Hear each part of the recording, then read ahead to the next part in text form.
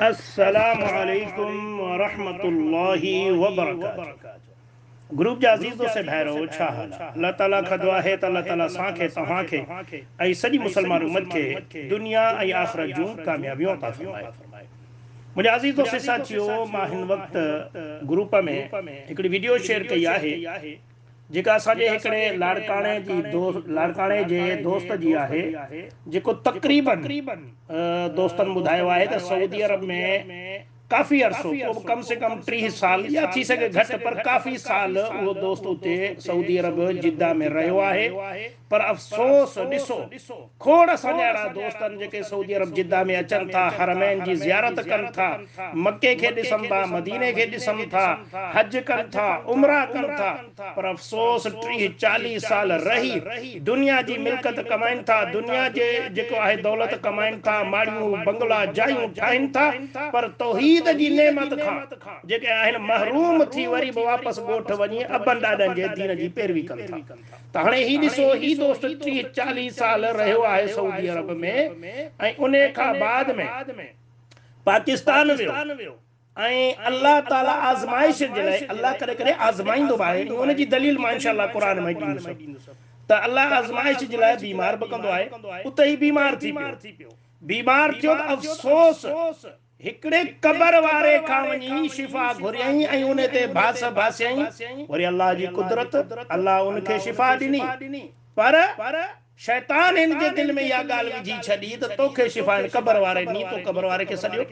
छो त इन माण्हू सवाल ई पैदा न आहे जो सिर्फ़ु क़बर वारे खे सॼो हूंदो, हुन ॾुखे महिल अल्लाह खे बि सॼो हूंदो। इंजे अगर माउ पीउ ज़िंदा आहिनि उन्हनि बि अल्लाह खे सॼो हूंदो, इंजी घरवारी इंजे औलाद बि अल्लाह खे सॼो हूंदो, मिनथू कयूं हूंदियूं अल्लाह खे। अल्लाह शिफ़ा ॾिनो, शैतान इन जे दिमाग़ मां तौहीद कढी छॾी, अल्लाह जो ज़िक्र कढी छॾी, अल्लाह जे अज़मत कढी छॾी, ऐं पोइ विझी छॾी पवे क़बर वारे तुंहिंजो कमु कयो। अल्लाहु अकबर। त ॾिसो हाणे उहो माण्हू कीअं झुकंदो वञी उन क़बर ते किरे थो, सजदे वांगुरु किरे थो, वरी उन क़बर खे चटे थो, चुमे थो त हिन मूंखे शिफ़ा ॾिनी।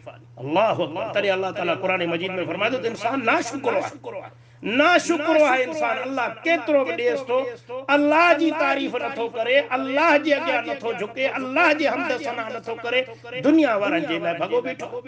तू वण ॾेखारीस, जानवर ॾेखारीस, ॾाची ॾेखारीस, घोड़ो ॾेखारीस, गॾह ॾेखारीस, जंहिंजे नाले चवंदेसि उन ते पढ़ विझंदो, शिफ़ा जे लाइ सजदा कंदो, धमालू कंदो, सभु कुझु। पर अल्लाह जे दर ते कोन थो अचे, जंहिं हुनखे पहिरियों दफ़ा पैदा कयो आहे, जंहिं हुनखे हथ पेर अखियूं कन नक ही जिस्म ॾिनो आहे, जंहिं हुनखे सिहत ॾिनी, जंहिं हुनखे जवानी ॾिनी, जंहिं हुनखे औलाद ॾिनो, जंहिं हुनखे काइनात में इज़त ॾिनी, उन जे दर ते वरी न झुकंदो, ग़ैरनि जे दरनि ते झुकंदो। त मुंहिंजा अज़ीज़ दोस्तो साथियो, हाणे सभ खां पहिरियां त मां इहो जेको दोस्तनि खे ॿुधायमि त अल्लाह ताला करे करे आज़माइश जे लाइ बीमारी ॾींदो आहे, त मां ॾिसां त हाणे कंहिंजे दर थो वञे, मुंहिंजे दर ते झुके थो, सब्र करे थो, मां हिनखे साल 2 साल 7 साल 10 साल बीमारी ॾियां थो, त वरी बि मुंहिंजो दर नथो छॾे, मुंहिंजे ई दर ते अची मिनथू थो करे या ॿिए दरनि ते बि भॼी थो वञे। ऐं उन जी मिसाल छा आहे? सैयदना अय्यूब अलैहिस्सलाम क़ुरान मजीद में अल्लाह ताला फरमाए थो सूरत अल अंबिया में आयत नंबर 83 में त अय्यूब अलैहिस्सलाम के तकरीबन अल्लाह ताला 15 साल या उनखां कुछ ज्यादा या घट, पर काफ़ी साल अल्लाह ताला पैगंबर के अय्यूब अलैहिस्सलाम के बीमारी ॾिनी, आज़मायो। ये घणा माण्हू चवंदा आहिनि त वो नाउज़ बिल्लाह अय्यूब अलैहिस्सलाम के जिस्म में कीड़ा पइजी विया, पोइ कीड़ा किरनि पिया, वरी उन कीड़नि खे खणी वरी जिस्म में विझे पियो त खाओ, तव्हांजी अल्लाह रोज़ी हिते ठाही आहे। इहे ॻाल्हियूं कूड़ियूं आहिनि, अहिड़ी का बि ॻाल्हि कान्हे का। अल्लाह पनाह ॾे, अय्यूब अलैहिस्सलाम जे जिस्म में कीड़ा कोन पिया, बाक़ी हा बीमारी अल्लाह ताला उनखे ॾिनी, अल्लाह आज़मायो काफ़ी सालन तूणी पैगंबर अल्लाह जो। तो वो पैगंबर छा थो चए? अल्लाह ताला फरमाए थो अय्यूब इज़ नादा रब्बहू, अल्लाह फरमाए तो याद कयो अय्यूब अलैहिस्सलाम के, जंहिं कंहिंखे पुकारियो, अल्लाह खे या ॿियनि खे पुकारी, हाँ आदम अलैहिस्सलाम खे पुकारी या ॿिए कंहिंखे पुकारी, न अल्लाह फरमाए तो याद कयो अय्यूब अलैहिस्सलाम के, जंहिं पंहिंजे रब खे पुकारियो। छा चई? अन्नी मस्सनी अद्दुर्र, ये अल्लाह मूंखे तकलीफ़ जेको आहे वरितो आहे, हिन बीमारी मूंखे वरितो आहे, व अंत अरहमुर राहिमीन, ऐं बेशक तूं ई रहम करण वारो आहीं, तोखां सवाइ केरु? ही तकलीफ होती है कि दूर करने वालो तो ही है। कोई अल्लाह ताला अच्छा तो फरमाए फस्तजबना लहू, उनकी पुकार के सा बुधवा, फकशफना मा बिही मिन दुर्र, ऐं अल्लाह ताला फरमाए तो पो मुंहिंजे तमाम दुखन के तकलीफन के दूर करे छड़ियो। व आतैनाहु अहलहु व मिथलहुम मअहुम रहमतम मिन इंदिना व ज़िक्रा लिल आबिदीन। पो अल्लाह ताला फरमाए तो मून के जो आजमायो माल में औलाद में वो उनके मोटाए नो, बल्कि उनखां वधीक मोटाए नो। त अल्लाह ताला फरमाए तो त ही नसीहत आहे अल्लाह ताला जी सच्ची इबादत करना। हाँ हिन आयत में साबित थियो तो नूह अलैहिस्सलाम जो अय्यूब अलैहिस्सलाम के पुकारियो, अल्लाह ताला के पुकारियो। एड़े तरीके से कुरान मजीद में सूरत साद में जो आहे अय्यूब अलैहिस्सलाम जो जिक्र आहे, ऐं उन्हें में भी अल्लाह ताला इहो सजो अल्लाह ताला जिक्र करे थो त उनके मुआज़मायो आहे। पर उन छा कयो, उन वरी भी के पुकारियो अल्लाह ताला के, अल्लाह का सिवाय बे के अय्यूब अलैहिस्सलाम न पुकारियो है। सुभान अल्लाह। तो मुझे अजीज दोस्तों साथियों, हाने कुरान छा तो फरमाए, कुरान तो फरमाए तो वो बीमारियों मो तकलीफों मो आजमाइशों जेके आहिन वो पैगंबरन के ॾिनियूं आहिन, पर पैगंबरन के पुकारियो सिर्फ अल्लाह ताला जी जात के पुकारियो। अल्लाहु अकबर।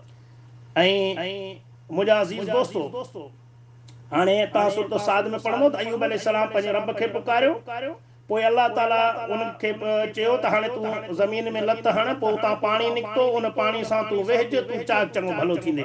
हाणे इहो कंहिंजे हुकुम सां थियो, अल्लाह ताला जे हुकुम सां। सुभान अल्लाह। तो मुझा अजीज दोस्तों, हाणे ही जो वाक्यो मो बयान कयो आहे इहो हुयो अय्यूब अलैहिस्सलाम जो। ऐं अय्यूब अलैहिस्सलाम केर हो, अल्लाह जो पैगंबर हो। हाने अचो त हाने पैगंबर छा तो चए त अल्लाह छा तो फरमाए पैगंबर के पुकारियो, अल्लाह के पुकारियो बीमारी में। हाने अचो हिकड़ी बी आयत आहे, उते केर आहे, उते इब्राहिम अलैहिस्सलाम आहे। त अल्लाह ताला फरमाए थो सूरत शुअरा में है, सूरत शुअरा आयत नंबर 69 का शुरू है। अल्लाह ताला फरमाए थो वतलु अलैहिम नबअ इब्राहिम, ये मुझा पैगंबर इन्हन के इब्राहिम अलैहिस्सलाम जो वाक़यो बुधा। इद क़ाल लि अबीही व क़ौमिही मा तअबुदून, त इब्राहिम अलैहिस्सलाम पंहिंजे पीउ खे ऐं पंहिंजे क़ौम खे चयो ता कंहिंजी पूजा था कयो, त उन्हनि छा चयो, क़ालू नअबुदु असनामन, उन्हनि चयो असां बुतनि जी पूजा था कयूं, ऐं उन्हनि जे अॻियां असां झुकूं था। फनदल्लु लहा आकिफीन क़ाल हल यस्मऊनकुम इज़ तदऊन। अल्लाहु अकबर। ॾिसो पैगंबर जो समझाए इब्राहिम अलैहिस्सलाम चयो त ॼटो जाइलो ॾियो आवाज़, भला तव्हां उन्हनि खे पुकारियो त पुकारनि खे ॿुधनि था। क़ाल हल यस्मऊन इज़ तदऊन, जॾहिं तव्हां उन्हनि खे पुकारियो था छा इहे बुत ॿुधनि था, औ यनफऊनकुम औ यदुर्रून, त छा हू तहां के को नफो ॾेई सघनि था या नुक़सान ॾेई सघनि था। हाणे इहा उन्हनि खे बि ख़बर हुई त ही त न ॿुधनि था न कुझु कर ॾेई सघंदा, जेकॾहिं न त जवाब छा ॾियनि, हा ॿुधनि था, हा ॾियनि था। पर उन दौर जा जेके माण्हू आहिनि, अॼु जे मुशरिकनि खां पोइ बि चङा, अॼु जे मुशरिकनि खे चयो हा ॿुधे थो, हा ॾिए थो, पर हुननि ईअं कोन चयो, हुननि कोन चयो त न ॿुधनि, छो उन्हनि ख़बर आहे बुत कोन था ॿुधनि। हुननि छा चयो, क़ालू बल वजदना आबाअना कज़ालिक यफ़अलून, हुननि चयो असां ईअं ई पंहिंजनि अबनि ॾाॾनि खे ॾिठो आहे, असां बि इहो धंधो शुरू कयो आहे। अल्लाहु अकबर। क़ाल, पोइ इब्राहिम अलैहिस्सलाम चयो अफरअयतुम मा कुंतुम तअबुदून, कॾहिं गौर त कयो था, कुझु गौर फिक्र कयो, अखियूं पटियो, तव्हां पूजा कंहिंजी था कयो, अंतुम व आबाउकुमुल अक़दमून, तहां ही पंहिंजा अब्बा ॾाॾा कंहिंजी पूजा पे था, बुतनि जी, जिन्हनि खे पंहिंजे हथनि सां ठाहियो था, उन्हनि जी पूजा पे था कयो, अकुल था। अल्लाहु अकबर। फइन्नहुम अदुव्वुन ली इल्ला रब्बल आलमीन, ऐं मुंहिंजी इन्हनि सां दुश्मनी आहे, इन्हनि बुतनि जिन्हनि खे अल्लाह खां सवाइ तव्हां पुकारियो था, इन्हनि सां मुंहिंजी दुश्मनी आहे। इल्ला रब्बल आलमीन, सिवाय कायनात जे रब जे। मुंहिंजी दोस्ती उन सां आहे। ऐं पोइ वज़ाहत थो करे इब्राहिम अलैहिस्सलाम, अल्लज़ी ख़लक़नी फहुव यहदीन, जे मूंखे पैदा कयो ऐं मूंखे हिदायत ॾे थो, सिधी वाट थो ॾेखारे। यानी हिदायत ॾियण वारो केरु? अल्लाह। पैदा करण वारो केरु? वल्लज़ी हुव युतइमुनी व यस्क़ीन, ऐं जेको मूंखे खाराए बि थो प्यारे बि थो, माना रिज़्क़ रोज़ी ॾियण वारो केरु? अल्लाह। व इज़ा मरिदतु फहुव यशफीन, ऐं जॾहिं मां बीमार थियां थो त मूंखे शिफ़ा बि अल्लाह थो ॾे। केर थो ॾे? केर थो चए? इब्राहिम अलैहिस्सलाम। अल्लाह जो पैगंबर चए मां बीमार थियां तो शिफ़ा केर थो ॾे? अल्लाह थो ॾे। वल्लज़ी युमीतुनी सुम्मा युहयीन, ऐं जेको मूंखे ज़िंदा बि करे थो, मौत बि उहो ॾींदो। जियारे मारे केर थो? अल्लाह। केर थो चए? अल्लाह जो पैगंबर इब्राहिम अलैहिस्सलाम। वल्लज़ी अतअमु ऐं यग़फिर ली ख़तीअती यौमद्दीन, ऐं जंहिंमें मूंखे उम्मीद आहे त क़यामत जे ॾिहाड़े मुंहिंजनि तमाम ख़ताउनि खां, भुलनि खां, लग़्ज़िशनि खां दरगुज़र कंदो। अल्लाहु अकबर। रब्बि हबली हुक्मन वल्हिक़नी बिस्सालिहीन, इहो इब्राहिम अलैहिस्सलाम जी दुआ हुई। तो मुंहिंजा अज़ीज़ दोस्तो, हाणे ॾिसो मूं तव्हांजे अॻियां बयानु कयो त पैगंबर बि चवनि था तो शिफा केर थो ॾे? अल्लाह थो ॾे। हाणे अचो आख़िरी नबी करीम सल्लल्लाहु अलैहि वसल्लम, क़ुरान मजीद में अल्लाह ताला फरमाए थो तो उनखे ईअं चओ माण्हुनि खे, ॿुधा सूरत अल अराफ सूरत नंबर 7 आयत नंबर 188 में अल्लाह फरमाए थो, चओ क़ुल ला अमलिकु लिनफ्सी नफ़अन वला दर्रा। मुंहिंजा पैगंबर इन्हनि माण्हुनि खे ॿुधा, तूं चओ त मां पंहिंजे नफ़े नुक़सान जो बि मालिक न आहियां, इल्ला माशा अल्लाह, सिवाय जेको रब चाहे। जेको रब चाहे उन में मां कुझु करे सघां थो, रब न चाहे मां कुझु नथो करे सघां। वलो कुन्तु अअलमुल ग़ैब, ऐं अगर मां कुछ ॼाणा हां, ग़ैब ॼाणा। हाणे हिते जेके माण्हू चवंदा त नबी करीम सल्लल्लाहु अलैहि वसल्लम आलिमुल ग़ैब आहे, ग़ैब ॼाणण वारो आहे, उन्हनि जी नफ़ी थो करे केर? रसूल अल्लाह सल्लल्लाहु अलैहि वसल्लम खे अल्लाह थो चए तूं नफ़ी कर उन्हनि खे त अगर मां ग़ैब ॼाणा हां लस्तक्सरतु मिनल ख़ैर, पोइ मूंखे भलायूं ई भलायूं मिलन हां, मा मस्सनी सू, मूंखे कॾहिं बि तकलीफ़ न अचे, आज़माइश न अचे। जीअं ॾिसो अल्लाह जो रसूल सल्लल्लाहु अलैहि वसल्लम ताइफ़ वारनि ॾे वियो इन उम्मीद सां त हू सम्झंदा, पर रसूल अल्लाह सल्लल्लाहु अलैहि वसल्लम खे ग़ैब जी ख़बर नहीं तो ज़ालिम हाणे पत्थर हणंदा। तो इहा ई आहे त अल्लाह ताला फरमाए थो तूं चओ जेकॾहिं मूंखे ग़ैब हुजे हां त पोइ मूंखे कॾहिं तकलीफ़ न अचे।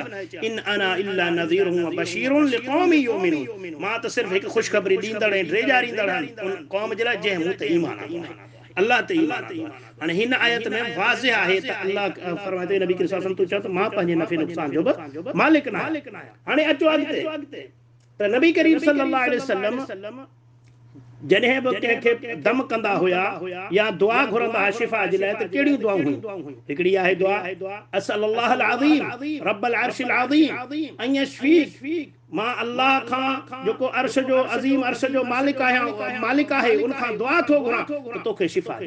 केरु शिफ़ा ॾे? नबी के सां कहिड़ी दुआ घुरी? अल्लाह जेको अर्श जो मालिक आहे। अल्लाहुम्मा रब्बन नास, ए कायनात सभिनी इंसाननि जा मालिक पालनहार, अल्लाहुम्मा रब्बन नास अज़हिबिल बस, अल्लाह तू बीमारी खे दूर कर, वशफी ऐं शिफा दे, अंत शाफी तू ही शिफा ॾियण वारो ही, ला शिफा इल्ला शिफा शिफा ला युगादिरु सक़मा, तोखां सवाइ ॿियो केर बि शिफा नथो ॾे। अहिड़ी शिफा ॾे जेको शिफा जेको अहिड़ी शिफा हुजे जहिड़ी बीमारी थी कान्हे। केर थो चए? के दुआ सेखारी? नबी करीम सल्लल्लाहु अलैहि वसल्लम। हसन ऐं हुसैन रिज़वानुल्लाहि अलैहिम अजमईन, नबी करीम सल्लल्लाहु अलैहि वसल्लम जे दिलि जा टुकड़ा जॾहिं उहे बीमार थींदा, नबी करीम सल्लल्लाहु अलैहि वसल्लम उन्हनि ते कीअं दम कंदा, कहिड़ी दुआ कंदा? बिस्मिल्लाहि अर्क़ीक मिन कुल्लि दाइन युदीक, मां अल्लाह जे नाले सां तो ते दम थो कयां, जेका बि तोखे तकलीफ़ आहे, बीमारी आहे, अल्लाह दूर करे। कंहिंजे नाले सां? अल्लाह जे नाले सां। तो अल्लाह जा बंदा अल्लाह खां डिॼो, मुंहिंजो ही पैगाम अगर इन दोस्त तोड़ी पहुचे तो उनखे चवंदुसि ए अल्लाह जा बंदा रो, अल्लाह जे अॻियां रो, तौबा ताइब थी, पंहिंजनि घर वारनि खे चओ रब जे अॻियां रोअनि, जो तूं अहिड़े क़बर ते वियो हुई जेको पाण मोल आहे। मूंखे अफ़सोस थो थिए जीअं नथा सोचनि त ही पाण क़बर में मरी वियो आहे, इहो छा मूंखे ज़िंदगी ॾींदो?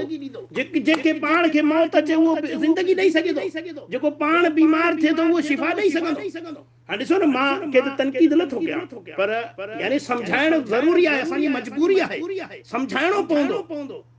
खोड़ सारा माण्हू चवनि था त हुसैन शाह कंबर वारो बाबा उन जा मुरीदन अक्सर लाड़काने वारा बाबा हुसैन शाह कंबर वारो शिफा थो ॾे फलाणे खे चाक कयूं उन जा वरी ॿ टे ख़लीफ़ा अहिड़ा कूड़ा छिता पहिरें नंबर जा उहे अहिड़ा कूड़ा न रात जो फलाणे वटि बि साईं पहुतो फलाणे वटि बि पहुतो फलाणे जो ऑपरेशन कई फलाणे खे चाक जा उहो माण्हू आख़िरी टाइम में वफ़ात करे किथे सॼी दुनिया खे ख़बर आहे अस्पताल में इन्हनि जे ठग फ़कीरनि खे चयोसि अल्लाह जी मार पे ॾिजो कोन्ह अल्लाह पब्लिक के फलाणे के चाक कई फलाणे पाण अस्पताल में बीमार थियो सईदी मूसाणी जो खलीफो वीडियो मशहूर लगा पिया मामूली बीमारी थी ऑपरेशन वनी कराई जना अस्पताल में वीडियो मौजूद है पाण पियो उन मरीज वाले लिबास में सो मुझा अजीज दोस्तों अल्लाह ताला के हिदायत दे इन गाल के समझो ऐ तौबा इस्तिगफार कयो अल्लाह खां दुआऊं घुरो ऐ शिरक खां बचो ऐ दोस्त के चवंदुसि अल्लाह तोखे आज़मायो आहे इन आज़माइश में तू फेल थियो ही हाणे अल्लाह ताला खां रो अल्लाह ताला खां बख्शिश घुर